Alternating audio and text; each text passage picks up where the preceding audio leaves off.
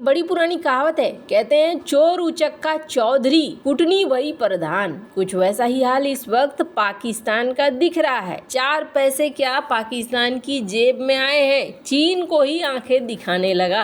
एक तरफ रूस के साथ दोस्ती का हाथ बढ़ा रहा है और सीक्रेट डील दूसरी तरफ अमेरिका से कर रहा है, तो वहीं रूस ने भी भारत को थमा दिया वो हथियार जिससे पाक के लिए बड़ी टेंशन खड़ा कर सकता है भारत। जानेंगे जियोपॉलिटिक्स में क्या कुछ चल रहा है, जानने को बहुत कुछ मिलेगा। आइए जानते हैं इन खबरों को विस्तार से। स्क्रीन पर एक आर्टिकल देख रहे हैं, पाकिस्तान के हैं ये कार्यवाहक पीएम और इन्होंने क्या कहा कि पाक की इकोनॉमी अब वापस ट्रैक पे आ चुकी है। अब आपको मन में लगेगा कि ऐसा कैसे, तो हमने आपको कल ही बताया था कि पाक के शेयर मार्केट में उछाल देखने को मिल रहा है और कहीं न कहीं से इसे पैसे मिल रहे हैं। कोई है जो पाकिस्तान को जिंदा रखना चाहता है, चाहे भारत को काउंटर करने के लिए हो या फिर अपने फायदे के लिए हो। ये चाइना भी हो सकता है और अमेरिका भी हो सकता है, क्योंकि दोनों को अपने अपने फायदे हैं। तो पाक की इकोनॉमी यहाँ पर ट्रैक पे आ रही है और ट्रैक पे आने के बाद पाकिस्तान अपने आप को थोड़ा बदल भी रहा है। देखकर ऐसा लगेगा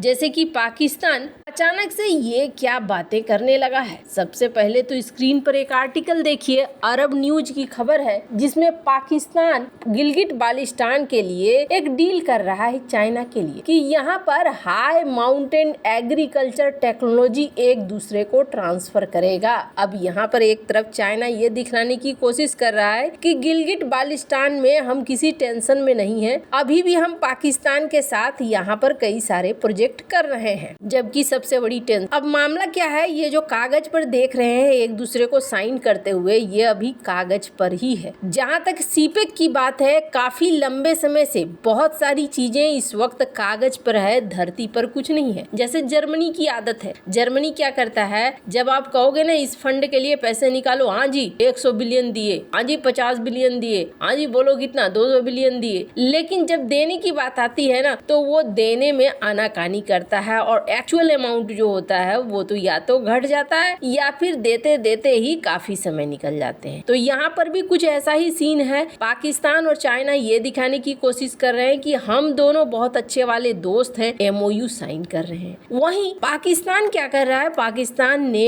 ये कहा है कि हम भैया रूस से तेल खरीदेंगे, अब हमारी इकोनॉमी बढ़िया हो रही है, अब हम पटरी पे आ रहे हैं, तो अब यहाँ पर हम रूस से तेल खरीदेंगे। सवाल ये पैदा होता है कि रूस से तेल खरीदेगा, 2 टैंकर तेल पहले भेजा भी था रूस ने। वहीं दूसरी तरफ अमेरिका भी तो खड़ा है। अमेरिका के साथ एक बड़ी डील है और उस डील के तहत अमेरिका कथित तौर पर रॉकेट 122 mm 155 mm के गोले बारूद ये सारा कुछ भेज रहा है। अब ये कैसे, तो स्क्रीन पर एक तस्वीर देखिए, ट्विटर की एक ट्वीट है। इस ट्वीट में इस तस्वीर को शेयर किया गया है कि यूक्रेन जो हथियारों का इस्तेमाल कर रहा है, उन हथियारों को देखो। ये जो आर्मी के लोग हैं इनको दिखलाया गया कि देखो ये जो हथियार इस्तेमाल कर रहे हैं, ये जो गोला बारूद लगा रहे हैं, ये गोला बारूद कुछ इस तरीके का है। जब गोले बारूद को थोड़ा और नजदीक से देखा गया तो कहा गया अरे ये तो पाकिस्तान का MRL है जो कि 2013 में इस्तेमाल हुआ था। यहाँ पर ये MRL बनाते हैं। फिर गहन छानबीन की गई तो पता किया गया कि रॉकेट 122 mm HEMBRL यारमुख ये है जिसे पाकिस्तान बनाता है। 80 मीटर से लेकर 168 मीटर तक की इसकी रेंज होती है। इसका मतलब है पाकिस्तान का हथियार यूक्रेन पहुंच रहा है। अब इसमें एक बहुत बड़ी भूमिका है अमेरिका की। अमेरिका के ऊपर ये भी आरोप लगता है कि एक तो ये डील है और दूसरी तरफ वो डील है जिसके तहत पाकिस्तान अभी तक बचा हुआ है, IMF से पैकेज दिलवाना। तो कहीं न कहीं एक महत्वपूर्ण भूमिका यहाँ पर किसी तीसरे देश की जरूर नजर आती है। पर सवाल ये उठता है कि क्या भारत के तरह पाकिस्तान सभी के साथ बैलेंस बना पाएगा। आपको बता दें, पैसे आते ही सबसे बड़े तेवर दिखलाने शुरू कर दिए हैं चाइना को पाकिस्तान ने। अब इसे देखकर ऐसा लगता है जैसे पीछे में कहीं न कहीं अमेरिका खड़ा है। अब मैं ऐसा क्यों कह रही हूँ, अरब न्यूज की एक खबर देखिए। पाकिस्तान के ये कॉमर्स मिनिस्टर हैं ये चाइना जा रहे हैं आज, और चाइना जाकर ये यहाँ पर बात करने जा रहे हैं कि हम एक्सपोर्ट की रेवेन्यू को बढ़ाएं। अब ये क्या है मामला? तो इनका कहना है कि देखो, पिछले साल जो हमारा व्यापार हुआ, हमने जो एक्सपोर्ट किया वो था 39.42 बिलियन डॉलर का, यानी कि करीब करीब 40। इससे पहले जो हम एक्सपोर्ट करते थे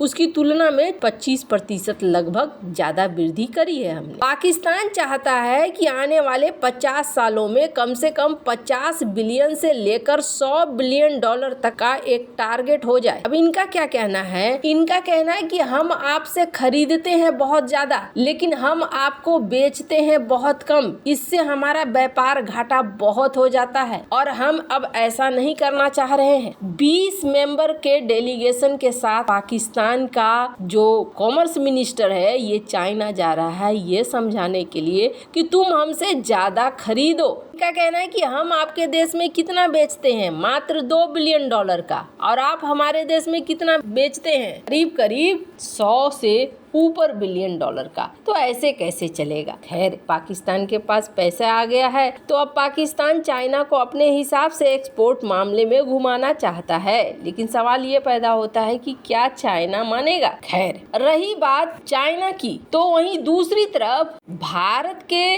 दोस्त रूस को भी जकड़ने की तैयारी में है, पर क्या रूस जकड़ पाएगा? राष्ट्रपति पुतिन एक ऐसे शख्स हैं जिनके बारे में ये कहा जाता है कि चाय और खिड़की दोनों में से एक को चुनने के लिए कह देते हैं जो भी उनके साथ धोखा करता है। तो क्या ऐसे देश को माफ कर देंगे जो गोला बारूद उनके ही खिलाफ इस्तेमाल हो रहा है, उनके ही सैनिकों के खिलाफ इस्तेमाल हो रहा है? तो आपको बता दें, एक अजीब सा जियोपॉलिटिक्स चल रहा है। रूस ने भारत को वो हथियार दे दिया है जिसमें कहते हैं एक तीर से 2 शिकार करना। रूस और भारत के बीच में एक डील साइन हुई है, हमने आपको पहले भी बताया था, लेकिन इसका एक दूसरा पहलू भी था और वो दूसरा पहलू आज जान लीजिए। रूस और भारत के बीच में ईगला एस के लिए एक डील साइन हुई और इसके तहत रूस ने भारत को कहा कि आप लाइसेंस ले लो, आप ही बनाओ और इसको एक्सपोर्ट। ईगला एस क्या है? एक एंटी एयरक्राफ्ट मिसाइल है और वो भी मैन पैड, यानी